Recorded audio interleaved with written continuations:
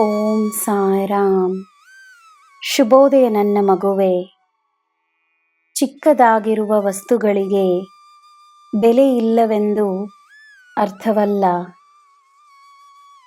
ಚಿಕ್ಕದಾಗಿ ಪ್ರಾರಂಭಿಸುವ ಕಾರ್ಯವು ದೊಡ್ಡದಾದ ಪರಿಣಾಮವನ್ನು ನೀಡಬಹುದಾದ ಶಕ್ತಿಯನ್ನು ಹೊಂದಿರುತ್ತದೆ. ಚಿಕ್ಕದಾಗಿರುವುದಕ್ಕೆ ಗೌರವ ದೊಡ್ಡದಾಗಿರುತ್ತದೆ.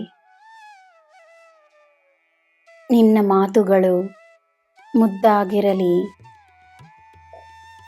ಎಲ್ಲರಿಗೂ ಒಳ್ಳೆಯದಾಗಲಿ ಎಂದು ಪ್ರಾರ್ಥಿಸು. ಎಲ್ಲ ಸಮಯದಲ್ಲೂ ನೀನು ನನ್ನ ಮಗುವೆಂದು ನಿನಗೆ ನೆನಪಿರಲಿ. ನಿನ್ನ ದಿನ ಶುಭವಾಗಿರಲಿ. ಸರ್ವಂ ಸಾಯಿಮಯಂ. ಜೈ ಸಾಯಿರಾಮ್.